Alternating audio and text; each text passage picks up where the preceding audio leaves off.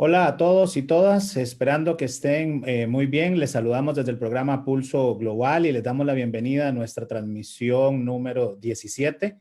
Este programa es un espacio que busca analizar los principales acontecimientos, fenómenos y escenarios que acontecen en el panorama internacional, por lo que pretendemos brindarles distintas opiniones e insumos que no necesariamente responden a la línea editorial de nuestro programa, sino que busca que cada uno de ustedes pueda contribuir su propio criterio y de esta forma construir argumentación y opiniones. Les acompañamos Percy Rodríguez y quien les habla Gerald Solano.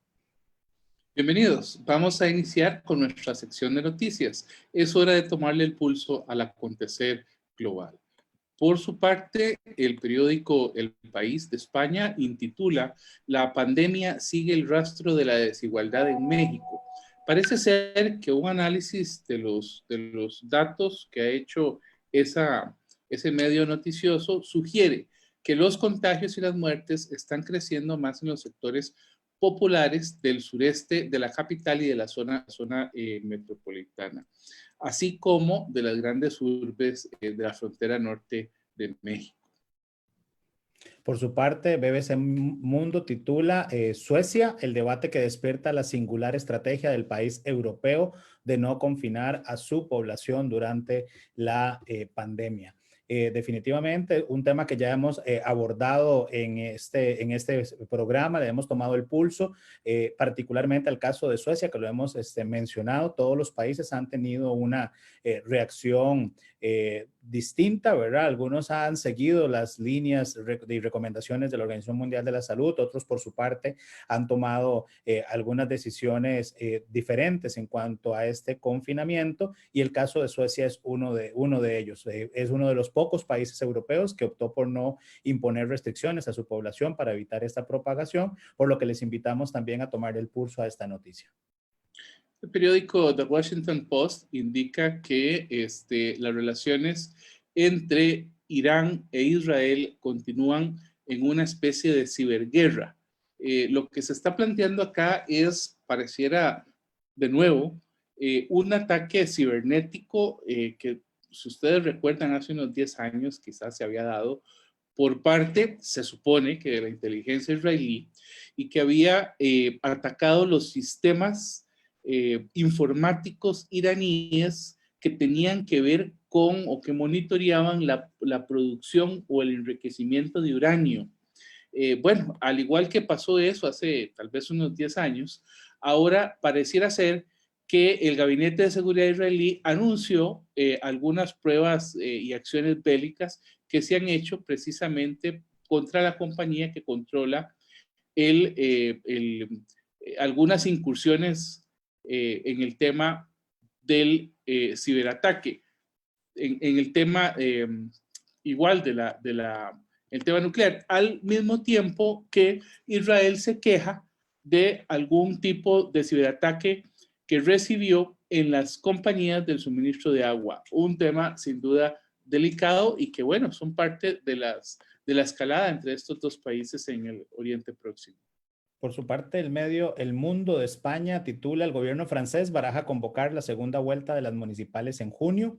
¿Verdad? Sabemos de que a raíz de la COVID-19, muchos de estos procesos electorales en el mundo, y ya lo hablábamos precisamente en el programa sobre un virus en la democracia, cómo se habían, ¿verdad?, venido frenando o delimitando algunos procesos electorales, y en este caso Francia está valorando convocar elecciones al próximo 28 de junio, un tema bastante, digamos, importante, dado que, así como se titula, hay un aparente revés para el presidente francés Emmanuel Macron en las elecciones de hoy, donde la mayoría de la Asamblea Nacional se ha creado un nuevo grupo parlamentario titulado o llamado Ecología, Democracia y Solidaridad, en el cual varios de los diputados del partido de Macron se han unido, lo cual definitivamente da una composición interesante a la Asamblea francesa.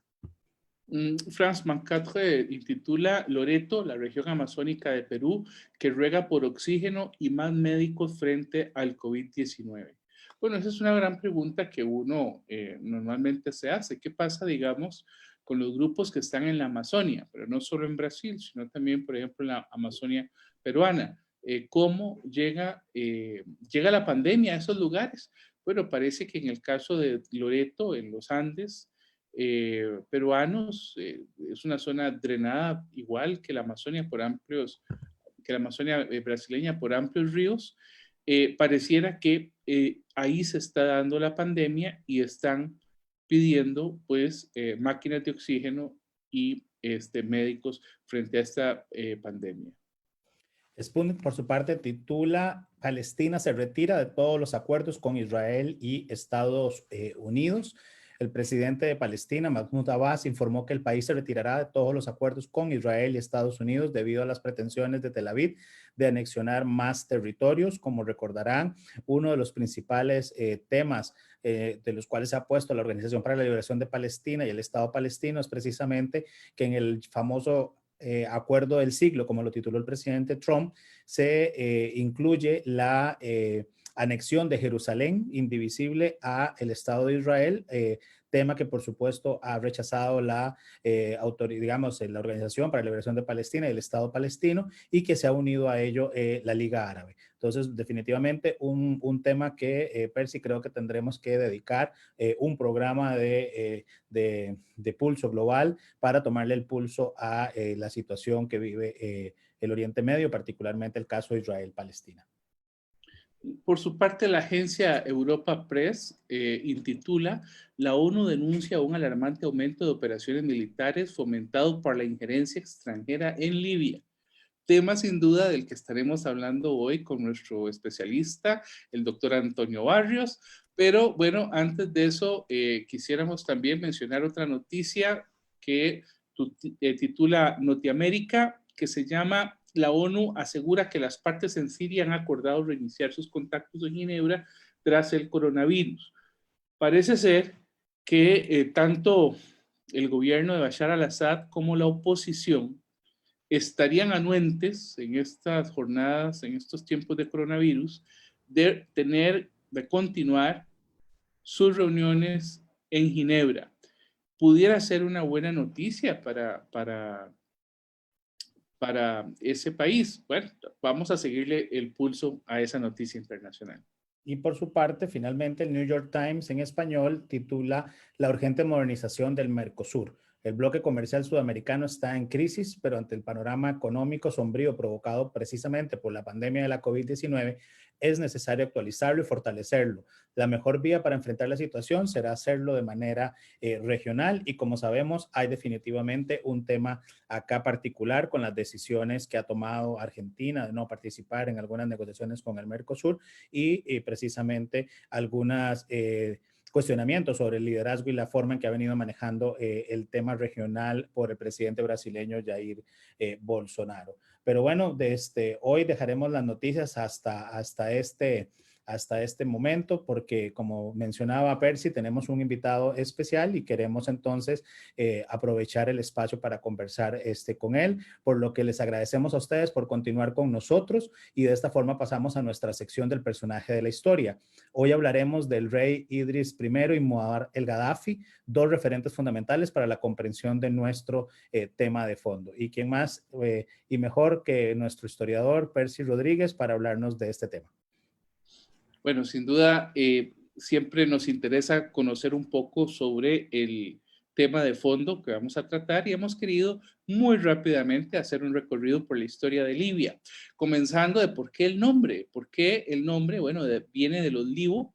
Los Libu son pues una tribu bereber que estuvo en el norte de África y que es apenas citada por algunos documentos romanos, y antes por algunos documentos incluso egipcios del tiempo de Ramsés II, el faraón constructor, aquel famoso Ramsés II eh, que vivió 99 años, muchísimas generaciones lo consideraban un dios en Egipto. Bueno, también es mencionado por algunos documentos de Aníbal Barca, el famoso general de Cartago en el siglo II a.C., haciendo referencia precisamente a grupos de los Libú, de estos grupos bereberes que conformaron en algún momento el ejército que Cartago había conformado. Recordemos que Cartago había sido colonizado inicialmente por tribus fenicias que habían llegado de Tiro, en el actual Líbano, que habían fundado Cartago y que digamos que el imperio púnico estuvo prácticamente en todo el norte de África y fue uno de los estados guerreros más importantes enfrentados al imperio romano.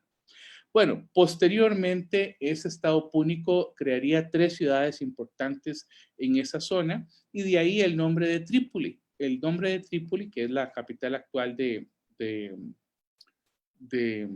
Libia, pues muchos años después sería conocida así en honor a esas 3 ciudades. Trípoli y las 3 ciudades.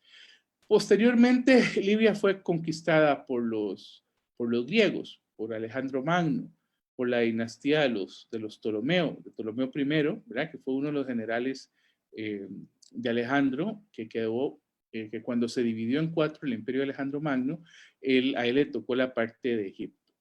Luego, los habitantes de lo que luego sería Trípoli apoyaron incluso a Cleopatra y a Marco Antonio en su sueño de derrotar a las tropas de Octavio. Y bueno, en el siglo VII será finalmente colonizada por los árabes. Hay una islamización de los grupos bereberes, realmente fue una islamización rápida, no de todo, todavía hay ciudades que hablan bereber, todavía, pero en aquel momento hubo una sustitución del cristianismo por la religión de Mahoma, de Alá, y finalmente un cambio de lengua, ¿verdad? De la lengua neolatina romana, entre comillas, que se hablaba en Trípoli, por ejemplo, o en Cirenaica, o la Cirenaica griega, ¿verdad? A una sustitución por el árabe. Aunque, por supuesto, todavía se sigue hablando bereber, como decíamos, en algunos de los lugares. Finalmente, encontramos ahí, en la cantidad de grupos árabes que fueron llegando, en las tribus Bení Salim o Bení Idal, la composición étnica que conocemos actualmente en Libia. Lo que pasa es que el pueblo libio le ha tocado difícil, ha sido un pueblo que ha estado bajo la imposición de muchísimas potencias desde siempre. De los egipcios, de los cartagineses, de los griegos, de los romanos, de los árabes, desde el siglo VII prácticamente hasta el siglo XVI, en que España y la Orden de Malta ocuparon Trípoli, y después una ocupación otomana que duró cerca de 300 o 400 años, hasta que en 1911, antitos de la Primera Guerra Mundial, el Imperio Italiano hizo una ocupación que duraría hasta el final de la Segunda Guerra Mundial. Ahí fue donde el general Rommel, aquel famoso, el zorro del desierto, había sido, el Afrika Korps nazi, había sido vencido por las tropas de Montgomery, y esto lo que generó pues fue una pregunta de, bueno, ¿ahora qué hacemos con Libia? Se preguntaron los aliados después de la Segunda Guerra Mundial. Y lo que se decidió fue dejarla en manos del rey Idris I, que fue el primer rey, digamos, el primer monarca de una, digamos, de una, muy favorecido por Gran Bretaña. Se dice que precisamente por los negocios que tenían en términos de petróleo, y que eso lo que generó con el rey Idris fue que Libia se convirtió en el primer país descolonizado. Lo que pasa es que descolonizado entre comillas, porque se descolonizó por una parte, pero se creó una monarquía de mano dura, ¿verdad? Que generó en los estudiantes de las universidades una resistencia importante que llevó a una revolución panarabista, es decir, de fundamentalismo, de nacionalismo árabe, que triunfó finalmente en 1969 con la llegada de Muammar al-Gaddafi y la conformación de la gran República Árabe Libia Popular y Socialista, con ese nombre, ¿verdad? En esa revolución le ayudó uno de los personajes de los que hablaremos hoy, me parece, que es Jalifa Pastar, y también un gobierno de Al-Gaddafi muy interesante, de muchos años, y que finalmente cae en el año 2011. Y voy a llegar hasta ahí, porque creo que con nuestro experto vamos a profundizar sobre este tema. Bueno, y gracias a ustedes por continuar con nosotros.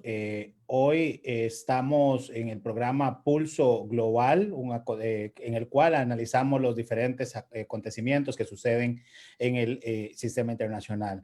Vamos a dar inicio a nuestro tercer bloque y tenemos el honor de contar hoy con la participación del doctor Antonio Barrios Oviedo, especialista en relaciones internacionales, política internacional, destacado analista internacional y definitivamente un referente en esta temática. Bienvenido, Antonio, al programa Pulso Global y muchas gracias por acompañarnos.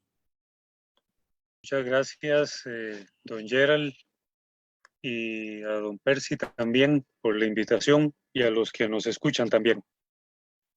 Bueno, Antonio, yo creo que acá ahora Percy nos introducía un poco en el contexto histórico referente a todo el contexto, ¿verdad? Y lo que representa Libia en el norte de África y en ese juego internacional.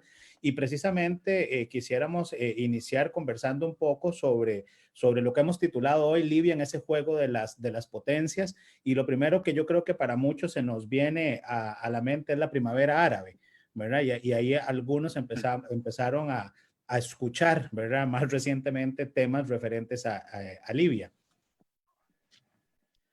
Sí, la primavera árabe que se da en el año 2011 pues marca un cambio radical, principalmente en los países del norte de África, desde, por ejemplo, desde Marruecos hasta Egipto. Toda esta franja norte de África se vio afectada en lo que se denominó las revueltas árabes. Pero dos países que definitivamente tuvieron cambios muy profundos fueron sin duda Libia y Egipto. Recordemos que para el caso de Egipto en particular, la caída de su líder, después de haber estado casi 25 años en el poder, pues llevó un cambio profundo hasta en este momento, pues Abdel Aziz al-Sisi, que es el que en este momento está gobernando Egipto, pero ha logrado estabilizarse ese país pese a la presencia de los hermanos musulmanes y la llegada al poder, por ejemplo, para el caso de Egipto, ¿verdad? Yo sé que estamos con Libia, pero bueno, hablo de Egipto porque fue otro país fuertemente afectado, logró, digamos, la estabilidad política que en este momento tiene. Obviamente, en el caso egipcio, rápidamente lo digo, siguen habiendo ciertas protestas, pero que son protestas que han estado, digamos, hasta el momento controlados y no están en una situación de guerra civil terrible como la que sí tiene Libia. El caso de Libia es más terrible desde todo punto de vista porque con la caída de Muammar el-Gaddafi, después de que estuvo más de 40 años en el poder, y cuando conspiró a través de un golpe de Estado contra el rey Idris, que fue el último que quedó de toda una dinastía de reyes que habían sido colocados con el Imperio Otomano y las distintas luchas o las distintas guerras que tuvo Italia, no solamente la guerra ítalo-turca en 1912, sino otros conflictos que ocurrieron en Libia, hasta convertirse incluso en federación, pues llevaron a 1969 la caída del rey Idris y que le permitió precisamente a Muammar el-Gaddafi instalarse en el poder. De hecho, Haftar, que es el que ahorita está en medio de la tormenta política y militar en Libia, pues viene de esa estirpe de jóvenes junto con Gaddafi que lucharon para instalarse en el poder. Y entonces, con la caída de Gaddafi en el 2011, que obviamente fue propiciada no solamente por revueltas internas, sino también por la participación directa de potencias europeas, principalmente Francia y Gran Bretaña a través de la OTAN, pues propiciaron la caída de Muammar el-Gaddafi en el 2011 y eso llevó desafortunadamente a que Libia en este momento no logre encontrar no solamente la paz, sino la estabilidad política, porque ese vacío de poder que quedó como es característico en países que han sido gobernados durante mucho tiempo de forma autocrática por líderes con mano fuerte, con mano dura, generó un vacío de poder que nadie supo llenarlo. Es decir, una de las cosas que yo le he criticado muy fuertemente a Occidente es que cuando propicia la caída de líderes que han estado mucho tiempo en el poder a través de una guerra convencional, directa o indirecta, o apoyando revueltas internas, nunca tiene un plan estratégico de cómo llenar ese vacío de poder. Vea el caso, por ejemplo, y creo que si bien estamos hablando de Libia, me obliga a hablar. Vea el caso, por ejemplo, de la caída de Saddam Hussein en Irak, cómo es un país que no logra la estabilidad. Cayó Saddam Hussein y mire, no hay quien logre llenar ese vacío. Por cierto, tengo que decirlo, he estado por ahí y puedo comentar mucho, pero en otra entrevista podemos hablar de ese tema. Entonces, vea el caso, por ejemplo, la intentona que han hecho con Bashir al-Assad, En Siria. como a pesar de que siguen el poder, bueno, el país está en una guerra espantosa, una fragmentación horrible, una guerra cruenta que nadie sabe cómo terminar. Y el caso libio, pues, responde a ese mismo ambiente complicado de cómo Occidente propicia la caída de estos regímenes, pero no tiene un plan realmente estratégico de cómo llenar de manera alternativa a líderes que sean creíbles a la sociedad. El caso de Libia es interesante, también les voy a decir por qué. Porque cuando Muammar el-Gaddafi fue perdiendo popularidad y otras potencias, no las potencias tradicionales europeas, sino ya también Rusia y China se fueron involucrando en este conflicto, en el 2011, 2012, por ahí, eh, algunos, por ejemplo, China tenía un plan alternativo de transición al que no le prestaron atención porque obviamente Europa tenía un temor que China, aprovechándose de la situación de inestabilidad en Libia, fuera a aprovechar esa situación para ellos asentarse, como lo hubiera hecho igualmente cualquier otra potencia.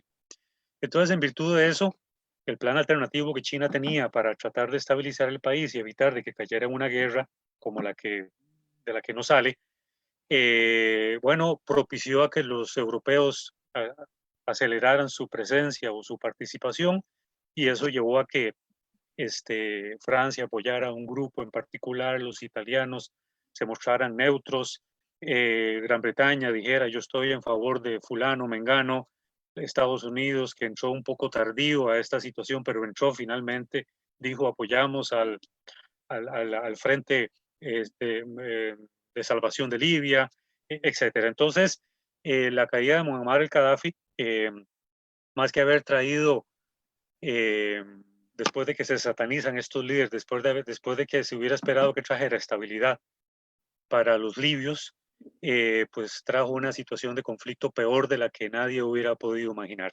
Mire, de nuevo, me veo obligado en hablar del caso iraquí, pero lo voy a decir muy breve. Yo he podido hablar, por ejemplo, con árabes, que si usted le pregunta a cualquier árabe iraquí qué piensan de la caída de Saddam Hussein, ellos abiertamente, 15 años, 18 años después de que cayó Saddam Hussein, dicen, sí, miren, nos quitaron a un dictador terrible, pero no esperábamos que la situación fuera peor. Entonces, ese es un gran problema que si usted le pregunta a un libio, no dudaría que digan, bueno, sí, mire, Muammar el-Gaddafi era terrible, pero había estabilidad en el país. Y Libia, aunque la gente no lo crea, porque para eso hay que buscar datos, incluso del Banco Mundial, Libia era uno de los países con el mayor nivel de desarrollo que cualquiera hubiera querido tener en África, en la época de Gaddafi. Sobre todo también porque yo no sé si ustedes saben que eh, en 1984, siendo Gaddafi obviamente el líder indiscutible, había desarrollado un proyecto gigantesco que fue financiado por los europeos para poder extraer agua del desierto libio. Nadie se había preocupado por el asunto del agua. Y entonces el gran proyecto se llamaba el Gran Río Hecho por el Hombre, que así era como se llamaba en español. Y la idea de extraer esa agua era poder llevar agua a zonas muy alejadas del territorio libio. Si ustedes ven la geografía de Libia, se darán cuenta que las ciudades más estratégicas de Libia están muy hacia la costa del Mediterráneo, por ejemplo, Misrata, Trípoli, Sirte, es decir, las grandes ciudades de Libia están hacia la costa mediterránea. Y el resto del territorio libio es completamente desértico. Hay regiones con tribus nomádicas o sedentarias, de las cuales no tenían absolutamente nada.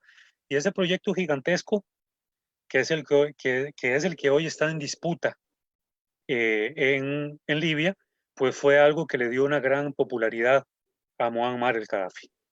Entonces, eso le permitió, digamos, a Gaddafi poder desarrollar el país de la forma en como lo hizo.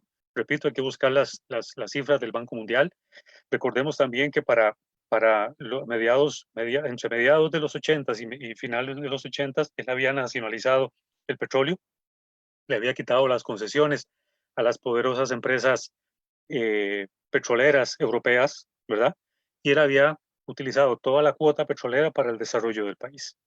Obviamente tenía enemigos por doquier, no solamente a lo interno, pero lo interesante con Gaddafi es que más que tener enemigos a lo interno, sus enemigos eran más a nivel externo, de las grandes corporaciones, pues que no estaban contentos por la forma en cómo les fue arrebatada la concesión y en cómo fueron nacionalizados toda la dinámica económica en torno al petróleo.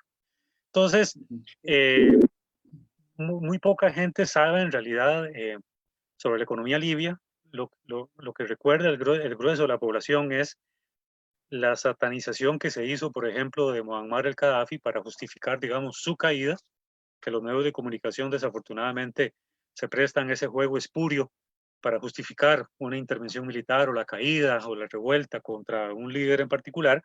Y bueno, un poco sintetizando esta parte, hasta el momento desafortunadamente no ha habido nada ni nadie que logre llenar ese vacío. La posibilidad, y ahora podemos profundizar un poco más sobre Haftar, que es muy interesante, la posibilidad de que Haftar se haga con el poder, pues deja entrever lo que algunos esperan igualmente en Irak, que una mano dura ponga orden en el país para ver si se puede salir adelante. Yo he podido hablar con árabes iraquíes y ellos suelen decir que lo que quizás está haciendo falta es una mano dura que definitivamente ponga en jaque todo para ver si existe estabilidad en el país y ver si se enfoca para salir adelante y que se dejen estas luchas intestinas que están todavía causando terribles bajas en un país como Libia. En eso esa propuesta, Antonio, se parece mucho al populismo latinoamericano, ¿verdad? A muchos países que esperan un mesías de mano dura que ponga y que logre poner orden y tranquilidad y dinero en las mesas de las familias en América Latina. Yo quería preguntarte, porque siempre me ha preocupado o he pensado en las razones de la caída de Gaddafi.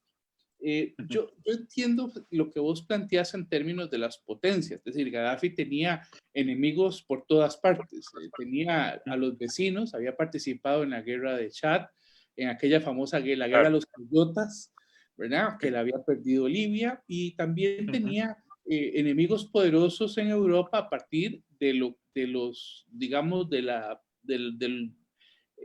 algunas incursiones terroristas que habían hecho algunos libios y que él en algún momento había reconocido y había estado anuente incluso a indemnizar.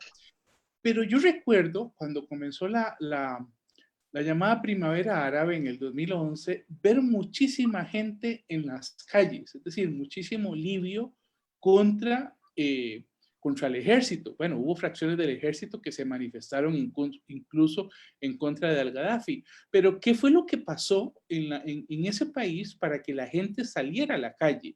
Porque él era un héroe, era un héroe del nacionalismo árabe, era un héroe, digamos, del enfrentamiento hacia otras potencias, pero también, como muy bien lo decís vos, Libia parecía estar bien, tenía excelentes índices en salud, la asistencia médica era gratuita, la alfabetización la había llevado de, no sé, de un 10% a casi a números superiores al 80%, la economía parecía que estaba pujante porque había nacionalizado además las empresas petroleras. Entonces, ¿qué pasó para que la gente, digamos, se manifestara contra él a tal grado de haberlo matado en la forma en que lo mataron. Es decir, fue terrible. En la embajada de Estados Unidos lo mismo, ¿verdad? Fueron acontecimientos muy duros. Yo creo, bueno, interesante pregunta porque hay un fenómeno de la que todo dictador, digamos, no escapa. Y es que cuando ve que las revueltas a lo interno se acrecientan después de haber tenido bajo control, e incluso bajo sumisión, de distintas maneras, el control de la población, y ve de que la gente se empieza a envalentonar porque hay una comunidad internacional que está apoyando este proceso. Uno de los grandes errores que comete todo dictador, así pasó, por ejemplo, ahora que usted mencionó el caso, don Percy, de América Latina, con las dictaduras en América Latina, los ejércitos cometieron un montón de atrocidades ante la desesperación que cualquier revuelta que los ponga en jaque, pues lanzan el ejército a la calle y matan al que tengan que matar, e incluso se cometen violaciones a los derechos humanos espantosas. Entonces, el ejército libio llegó un momento en que ya, ante la pérdida de popularidad que estaba teniendo el mismo Gaddafi, llegó un momento en que ya no estaba respondiendo tanto a Gaddafi, sino que estaban ellos procurando salvarse como institución militar para poder incluso prevalecer en cambio en caso de alguna transición inevitable con la caída total de Gaddafi, para ellos alzarse con el poder, como lo han hecho incluso aquí en América Latina, de que sacan a un líder político y ellos se instalan en el poder. Yo veo el caso de Bukele muy cercano por ahí, si la situación sigue en El Salvador tal cual, eh, pero por lo general las Fuerzas Armadas muchas veces dejan de apoyar al líder político con el que habían estado siempre. El caso de Gaddafi es interesante porque a pesar de que él viene de la misma cepa de la estructura militar, porque recordemos que participó siendo muy panarabista, conspiró contra Idris, bueno, llega un momento en que la estructura militar dice, bueno, este tipo, por más militar que sea, al final no fue tan militar, se convirtió muy en político porque así fue como gobernó el país. Y entonces tratemos de salvarnos nosotros como estructura militar y tratemos de ver si podemos ser los partícipes de una transición. Entonces llegó un momento en que las Fuerzas Armadas o las fuerzas libias empezaron a cometer abusos a los derechos humanos, porque eso fue así. Es decir, tenían que responder ante el levantamiento, tenían que hacer algo para evitar que el país no se le saliera de las manos, y eso terminó de cristalizar la idea ante los medios internacionales de que lo que se estaba cometiendo dentro de Libia era un abuso sistemático de los derechos humanos, y entonces con mucho más razón justificaba la intervención de la comunidad internacional. Obviamente, y usted mencionó, Percy, también algo muy importante, obviamente ya recordemos el caso, por ejemplo, del atentado terrorista de Lockerbie, cuando agentes libios pusieron aquella bomba en el avión de Panam que cayó en Escocia. Eso es algo que ya Estados Unidos tenía en la mira desde hace mucho tiempo a Libia, porque Libia era un país que definitivamente pues estaba apoyando eh, una cierta parte del terrorismo internacional. Y recordemos que en el 84, siendo Reagan presidente, había lanzado un ataque sistemático contra algunos puntos claves como castigo por eso del avión. Y bueno, ahí empezó, digamos, un poco a desmejorarse esa relación que al parecer estaba muy bien planteada entre Gaddafi y los europeos, porque también recordemos otra cosa. Recordemos que los líderes autocráticos en el Medio Oriente, en el norte de África e incluso en América Latina, muchas veces eran líderes necesarios en el tanto en que respondieran a los intereses de las potencias que les convenía tenerlos en el poder. Y recordemos que cuando una potencia decía, este tipo ya no me sirve, pues hace lo que sea para sacarlo. Así fue Saddam Hussein, así ha sido Bashir al-Assad, así fue Anwar el-Sadat, en el caso, por ejemplo, de Egipto. Es decir, uno puede mencionar un montón de líderes autocráticos que han estado ahí en el poder porque a las potencias en su momento les ha convenido. Así que, bueno, el caso de Gaddafi era ya un líder que estaba en la mira de ciertas potencias y solamente bastaba con crear las condiciones para hacer posible su caída. Antonio, ahí tal vez un poco hablar sobre el tema de, ahora que hablabas de las potencias, ¿cuál, digamos, ha sido digamos, el rol de las Naciones Unidas, ¿verdad? Sabemos que hubo una resolución con el tema del Consejo Nacional de Transición, etcétera. La misma Unión Europea que ahí mencionabas, el caso particular de Francia, Inglaterra o Gran Bretaña por medio de la OTAN, pero la Unión Europea ha tenido, digamos, algún rol como tal, e incluso algunas de las personas que nos acompañan en la transmisión nos preguntan de que hablaste del agua, del gran proyecto del agua y hablaste de petróleo, que cuál es la importancia, digamos, geopolítica de Libia en términos de esa atracción para que otras potencias estén hoy interesadas digamos, en el conflicto. Bueno, voy a tratar de contestar más bien de lo último para atrás. Ahí cualquier cosa, si se me pasa algo ahí, te pido que me recordes. No. Porque fueron varias cosas a la vez. Bueno, yo siempre, cualquier país que tenga recursos estratégicos claves, no solamente petróleo, sino incluso agua o minerales estratégicos, es un país apetecible para cualquier potencia, o si no para un país, un gobierno en particular, alguna potencia, por lo menos para las grandes corporaciones que requieren de esos minerales. Por ejemplo, el caso del coltán, que es muy importante y en la que solo unos cuantos países tienen coltán en África, es el columbita y el tantalio, son dos minerales estratégicos que trabajando juntos sirven para cualquier circuito impreso de cualquier aparato tecnológico. Es decir, cualquier aparato tecnológico que tengamos en la mano requiere de coltán, que es lo que le llaman el oro gris. Es una piedra grisácea que hay que molerla y lleva todo un proceso ahí, etc. Y el agua, el caso del agua es interesante porque para el caso de Libia, en lo que llaman el Valle del Nubia, fue encontrado un yacimiento de agua que quedó de la última era glacial, hace 10.000 años. La era glacial empezó hace 100.000 años y terminó hace 10.000 años. Entonces, esa agua que fue descubierta en el subsuelo del desierto libio fue algo que impulsó a Gaddafi repito, con financiamiento europeo para poder sacar esa agua y poder llevarla a un montón de lugares y poder hacer del desierto un lugar para poder sembrar, como lo han logrado, por ejemplo, los israelíes con otro tipo de tecnología, ¿no? Entonces, todo este tema del agua, que hoy en día incluso está en discusión con la caída de Gaddafi, porque él había nacionalizado todo y había dicho que el agua era para los libios, no sé si la gente sabe que con la caída de Gaddafi y la llegada de grandes empresas voraces, están buscando cómo hacer nuevas concesiones con el petróleo, que ahora liberaron, con el agua y otros minerales que hay en Libia, pues están buscando el caso del agua para las grandes empresas embotelladoras, porque esa agua que se encontró, este es un detalle clave, esa agua que se encontró da para 50 o 70 años de agua. Es una gran cantidad de años cuando usted ve, digamos, otros países en donde sus fuentes estratégicas están prácticamente acabándose. Entonces, todo este tema, todas estas empresas que son multimillonarias en el tema del agua, el embotellamiento del agua y todo el asunto, pues ahora están buscando ver cómo se hacen del agua libia cuando había sido, según Gaddafi, bueno, esa era su visión, exclusivamente para los libios, para el desarrollo, para la agricultura, para llevar agua a lugares donde solamente era a través de pozos y no había agua de otras formas, a través de tuberías, etc. Entonces, obviamente hay de por medio con la caída de Gaddafi intereses geopolíticos clave que llevaron a que Gaddafi era un estorbo para toda esa riqueza que ese país siempre ha tenido. Ahí, Perdone, si me faltó algo, usted me dice para... te decía te iba a decir lo de la ONU, que precisamente sí. la enviada de la ONU ha hablado de que es alarmante la injerencia que hay, digamos, a nivel extranjero en violencia, crueldad, etcétera, impunidad. Pero preguntábamos cuál es el rol en ese caso, digamos, de la ONU, o definitivamente sigue siendo un organismo poco eficaz para poder, de alguna manera, intervenir en este tipo de conflictos.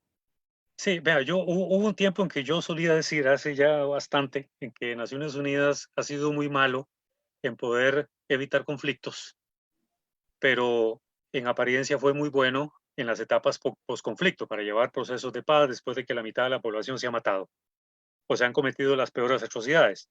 El problema es que el caso libio no es tan sencillo de resolver porque con la caída de Gaddafi se despertaron, yo no sé si saben que Libia tiene más de 115 tribus, de las cuales una que se llama Gaddafi, que es de donde proviene el mismo Muammar el Gaddafi, es una de las que se impuso al igual que los alawitas para el caso de Siria, siendo minoría, pero se impusieron políticamente. Entonces,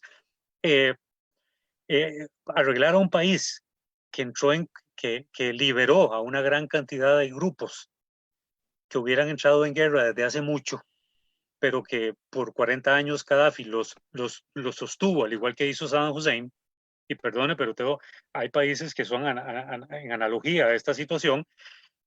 Bueno, eso es lo que hace imposible o es prácticamente inviable hasta el momento, al menos, la posibilidad de cómo conciliar a todos estos grupos, unos adversos a la caída de Gaddafi, unos resentidos por la caída de Gaddafi, otros que festejan la caída, pero que se aprovecharon para tener por primera vez una cuota de poder que nunca antes habían tenido porque habían sido reprimidos también por Gaddafi, etcétera, etcétera. Entonces, bueno, conciliar a este montón de gente, a pesar de que hay dos facciones enormes, pero cada facción está conformada por una gran cantidad de grupos, en donde ahora incluso están células del Estado Islámico que hacen el asunto más complicado todavía, porque hay gente ex Gaddafi que se metieron con el Estado Islámico para luchar contra estas facciones que propiciaron la caída de Gaddafi. Bueno, mire, cuando usted se encuentra en un ambiente o un escenario de conflicto de esa naturaleza, meterle mano adecuadamente a eso es, al menos de momento se hace inviable. Entonces, Naciones Unidas puede dictar todas las resoluciones que sean necesarias, lo cual yo lo veo bien porque por lo menos queda en el historial todo lo que Naciones Unidas ha procurado hacer a nivel de resoluciones. Recuerdo que las resoluciones, a no ser que sean las del Consejo de Seguridad, cualquier resolución que se dé en Asamblea General, pues simplemente son resoluciones que procuran y dicen, exhortamos a aquí, allá, solicitamos que, bueno, tendría que haber una intervención militar, lo cual dudo en este momento que alguien quiera aventurarse a eso, como para poder realmente poner orden. Entonces, por eso es que las potencias, más que recurrir a Naciones Unidas, están procurando ver cuáles son los líderes que tienen más fuerza militar, entre ellos, por ejemplo, Haftar, para decir, bueno, yo creo que este es el que tiene todas las condiciones militares, ha demostrado tener estas características que conviene que tengan para poder llevar a cabo una conciliación en el país, y si no la conciliación, pues por lo menos la toma general del país para ver si con mano dura pone orden, que es la misma situación, don Gerald, que pasó con el caso afgano. Mire, los mujahidines, cae la Unión Soviética, termina la Guerra Fría, los mujahidines quedan en una guerra civil interna terrible, la guerra continuó de otra manera, pero de forma encubierta, pues Occidente empezó a crear a los talibanes con esa visión extremadamente radical para ver quién ponía orden en el país. Pusieron un orden en el país muy terrible, porque ya sabemos lo que pasó, pero bueno, finalmente Afganistán está saliendo adelante en toda esta situación que durante 30 años tuvo de guerra y que nadie sabía cómo meterle mano.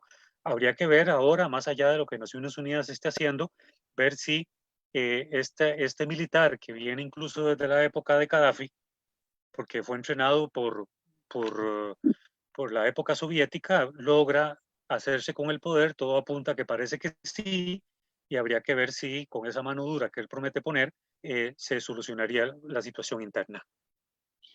Entiendo que fue incluso uno de los héroes de la guerra de la guerra de los Toyotas.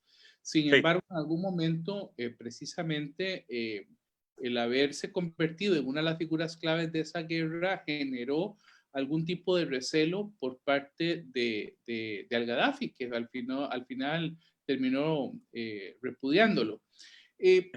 Con todo este asunto del Consejo Nacional de Transición y la intervención de la ONU muy efectiva después de la caída de al-Gaddafi y todos los problemas y las guerras y los conflictos y las batallas que comenzaron a existir en todo el país, uno hubiese pensado que un gobierno de transición iba a convocar elecciones, ¿verdad? Y a partir de ese momento las situaciones en Libia pues se hubieran encauzado por algún tipo de modelo democrático. Y pongo democrático entre comillas, pero yo sé lo complicado que es hablar de democracia en esos países. Es un modelo que digamos que es totalmente controversial, porque es muy, digamos, se piensa mucho en Occidente cuando se habla de eso. Pero bueno, me parece que por ahí andaba lo del acuerdo de transición. y no se logró. Incluso, ahora, ¿cuáles son las razones del mariscal Haftar para, digamos, comenzar de nuevo una rebelión, un movimiento político? Me parece que si, a ver, si al-Gaddafi cayó en el 2011, el acuerdo de transición comenzó quizás en el 2012, ya para el 2014 ya Haftar estaba de nuevo en pie de guerra y en la actualidad tiene 76 años. Tiene muchísima experiencia, pero uno se preguntaría, bueno, ¿qué lleva a Haftar? Fue precisamente el apoyo de potencias como Rusia, porque Haftar siempre fue, digamos, fue una persona muy identificada al socialismo árabe. Sí, lo Digamos, llamaban el panarabismo. Claro, era muy panarabista. Panarabista, sí, que predicaba, por ejemplo, el general Nasser en Egipto, ¿verdad? Claro. Pero uno no comprende ahora por qué. En una de las preguntas que me parece que están en el Facebook, nos preguntan si es malestar por parte de los libios ante la caída de su líder.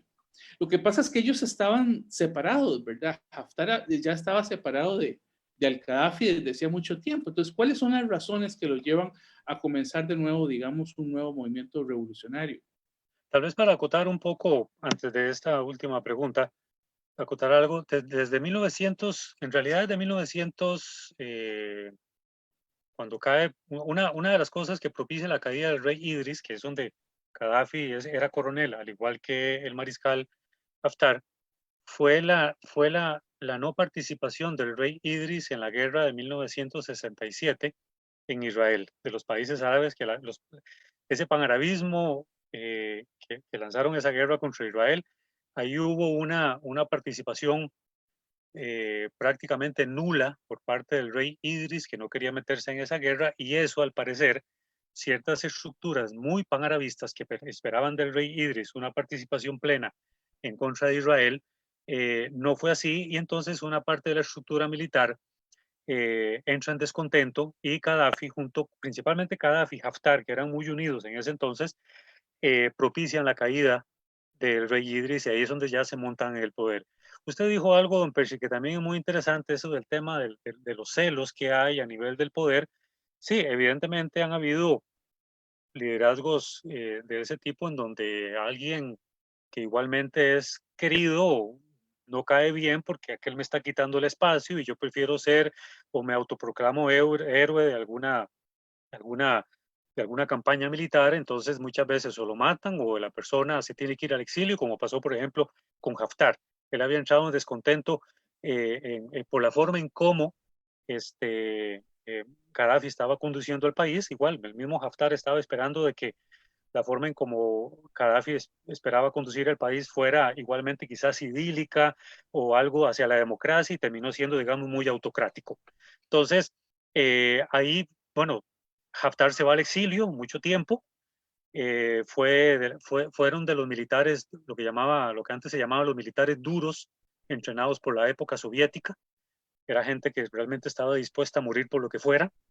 Líderes autocráticos muy entrenados, no solamente por la Unión Soviética, sino era gente que en la época soviética le interesaba que estuvieran en el poder en algunos países claves, no solamente en el Medio Oriente, sino también en África.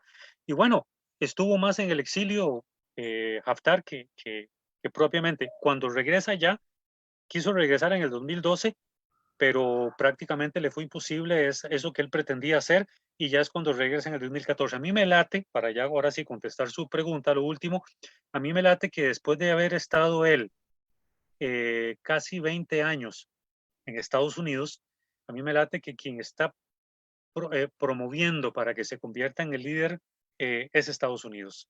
¿Y por qué lo digo? Voy a poner un ejemplo. El caso, y me tengo que ir a otro país muy brevemente, el caso afgano es interesante porque Hamid Karzai, que había sido un líder político durante mucho tiempo en Afganistán, pero que se tiene que ir al exilio también a Estados Unidos por las guerras en la época soviética, extrañamente deja un puesto clave en Estados Unidos, es llevado por el mismo Estados Unidos para buscar la estabilidad en el país y es propuesto como candidato a la presidencia en las primeras elecciones democráticas que se dan en Afganistán.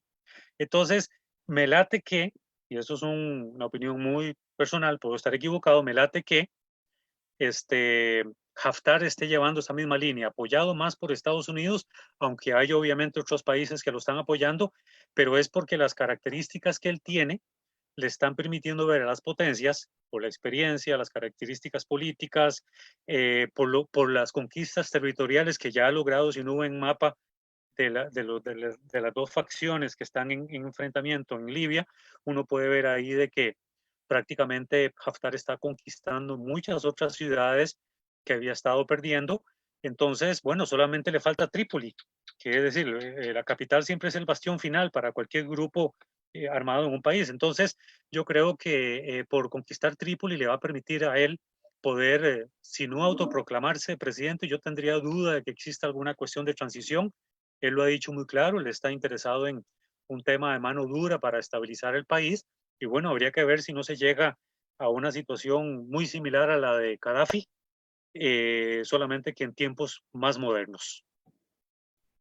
Ahí, Antonio, precisamente ahora que hablabas de cómo está dividido, digamos, Libia, hemos, digamos, visto algunos países, algunas potencias, caso de Rusia, Emiratos Árabes Unidos, Yemen, Turquía, que han empezado a tomar, ¿verdad?, algunas posiciones con uno u otro, ¿verdad?, en esta fragmentación. Y ahí precisamente que quisiera, digamos, ver la opinión tuya de ese rol que está en juego. También nos preguntan de que si Estados Unidos se estará interviniendo, digamos, de alguna forma todavía más directa o más explícita ahora en esta administración de Trump. Bueno, déjeme, sí, interesante eso, don Gerard, porque me permite entonces decir de una manera muy escueta algunos datos claves. Por ejemplo, Italia, que se considera un intermediario en terreno minado, Italia tiene un recelo tremendo con Francia, porque Francia fue una de las interventoras directamente. Recordemos que Libia fue colonia italiana y es mayor la presencia de Francia en todos los temas relacionados con toda la situación de desarrollo e incluso hasta con la caída de Gaddafi en Libia que lo que ha sido Italia. Entonces, más que sentir Italia, por ejemplo, el resquemor de si Francia tiene más poder o no, lo que ve Italia ahí es de que ahora, con todo este proceso político que se está viviendo, incluso militar en Libia, pues ya Italia está viendo cómo las compañías petroleras francesas, sobre todo la gigantesca Total, ¿verdad?, está teniendo un papel preponderante en el tema del petróleo en Libia, pudiendo tenerlo, por ejemplo, Italia.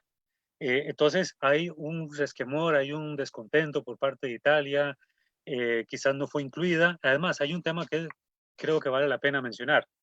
Yo sé que el tiempo se va muy rápido, pero siempre ha sido política común de Naciones Unidas de que potencias que fueron colonizadoras de algún país en particular no sean partícipes del proceso.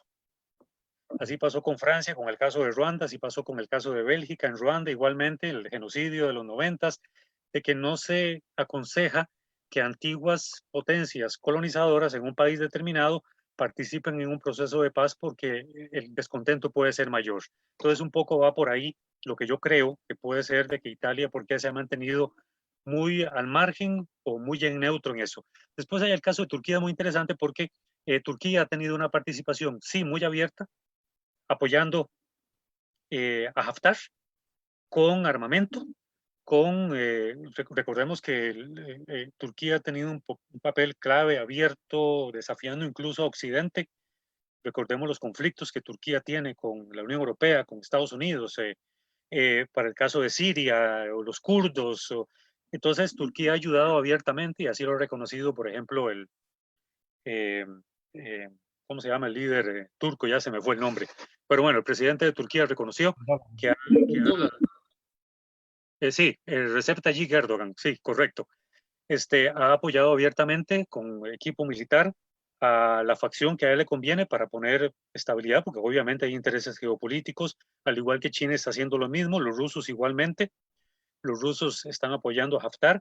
Y también el caso de Qatar, algunos países los países ricos del Golfo, las petromonarquías son muy interesantes porque Qatar es en contra de Haftar. Y la razón que da es que, digamos, lo que Qatar está diciendo es de que no hay garantía que Haftar sea una persona que eventualmente podría llevar a cabo eso es lo que dice ellos, una transición, digamos, hacia la estabilidad del país, sino que es volver a la mano dura, como en la época de Gaddafi. Obviamente también está la potencia Francia, que sí ha tenido, y no sé si saben que hubo una reunión hace escasamente 6 o 7 meses entre el líder, entre los dos líderes más importantes, uno que se llama Zaref y el otro que se llama Haftar, para ver cómo se lograba conciliar posiciones y evitar que el país no caiga de nuevo en un baño de sangre. Y bueno, la participación de Francia ha sido más fuerte que la de cualquier otro país en Europa.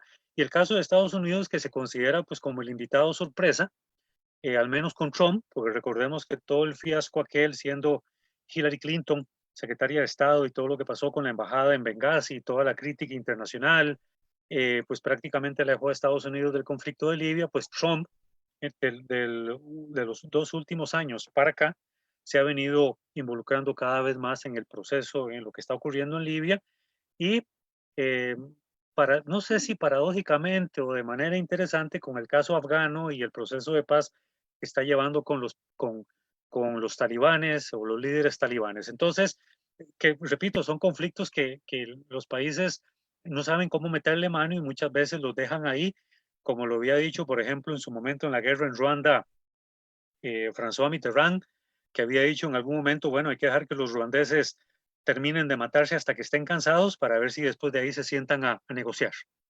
Porque Francia tampoco quería meterle mano al asunto ruandés, el genocidio en el 94 y todo. Entonces, bueno, de nuevo, lo que le contestaba incluso a don Percy, son conflictos a los que los países no saben cómo meterle mano, son muy complicados. Entonces, toda la diplomacia desarrollada en torno al conflicto en Libia, la diplomacia rusa, la diplomacia turca, que va aparejada de ayuda militar, la diplomacia francesa, que no va necesariamente con ayuda militar, todos han tenido un rol clave de manera al margen, otros directamente, otros con ayuda económica, otros buscando negociación o conciliación, pues uno esperaría que esta situación lleve principalmente para el pueblo libio, no para los líderes que nunca les ocurre nada, para el pueblo libio, pues esa anhelada paz que esperaban tener después de la caída de Gaddafi, que más bien fue una situación peor.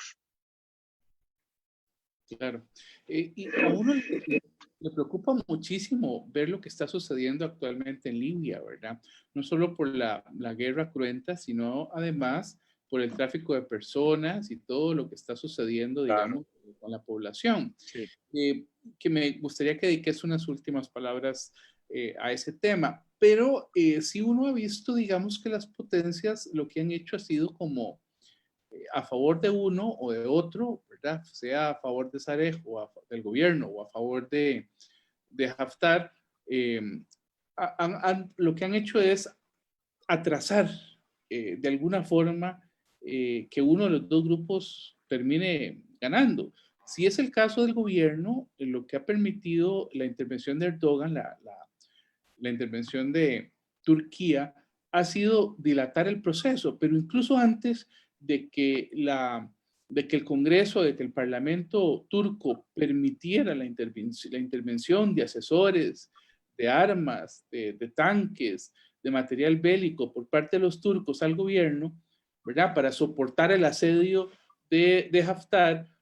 También antes, me parece que por ahí de enero, habían enviado yihadistas de los grupos que no habían podido, tras la retirada de Estados Unidos, en los cercos, en el apoyo que estaban dando en el norte de Siria, ¿verdad? Una vez que salieron y dejaron a los kurdos solos, por ejemplo, que eran los carceleros de los grupos yihadistas, pues muchos de ellos fueron a parar, me parece, a Libia.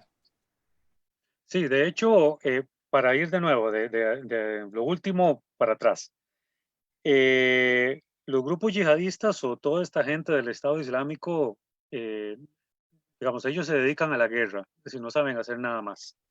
Entonces, si la guerra se les acaba en Siria o fueron expulsados de Irak, o los kurdos, tanto de Siria, en Kubán y otras ciudades en el norte, los logró expulsar, al igual que los kurdos de Irak, ellos buscan otro lado donde ir a hacer la guerra. Es la misma situación, por ejemplo, en los 80s con los mujahidines, o los mujahidines en Afganistán. Bueno, se les acabó la guerra en Afganistán, le ponen las armas un tiempo, se reconstituyen, al igual que el caso de los talibanes, y entonces si hay otra guerra en otro lado, como la guerra en los 90 en el Cáucaso, en Chechenia, pues ahí se van porque son del criterio, son del pensamiento que eh, ellos están para luchar con sus correligionarios en otras partes del mundo. Es decir, no son llamados, no es que alguien los llamó y les dice, mire, los necesito aquí.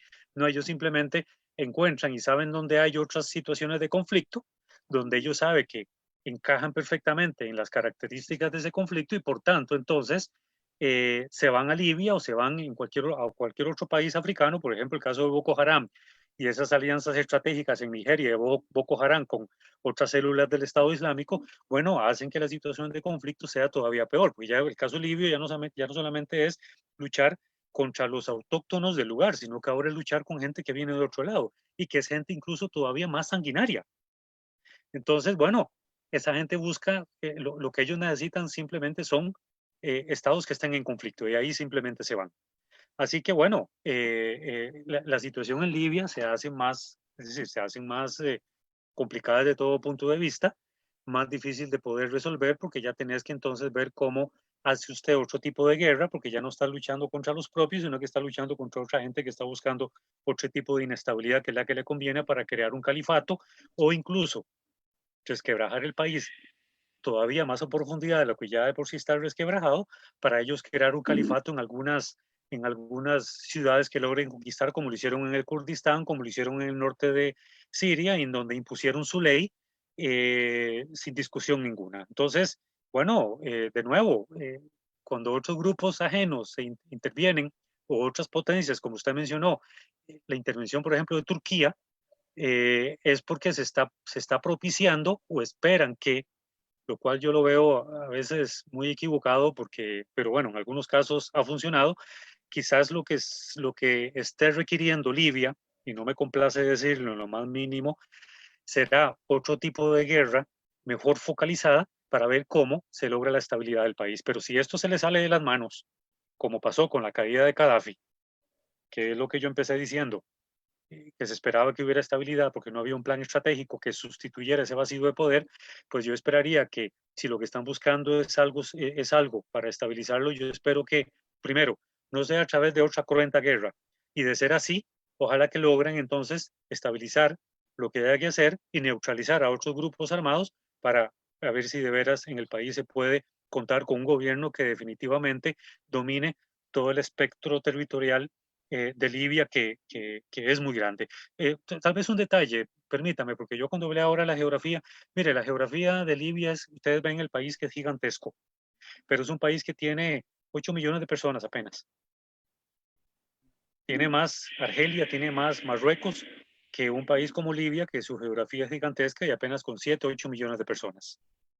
Al final de la Segunda Guerra Mundial solo tenía medio millón. No, Oh, bueno, no me contestaste la pregunta del tráfico de personas. Ah, sí, perdón. Sí, desafortunadamente toda la situación de migración que Europa ha estado teniendo y todos los conflictos de larga data que hay en África, Sierra Leona, Liberia, Togo, países que viven de golpe de Estado en golpe de Estado por las mismas Fuerzas Armadas, la misma situación de Nigeria, muchos países que en donde el Estado Islámico igualmente está aprovechándose de la situación de inestabilidad para generar conflicto, millones de personas están saliendo de esos países. Todos conocemos, creo que todos conocemos todo el fenómeno de la migración que ha golpeado más fuertemente en los últimos 3, 4 años a Europa. Se encontró que Libia, por la situación de inestabilidad que hay, por la quiebra de la economía del país, mucha gente se está dedicando a la trata de personas.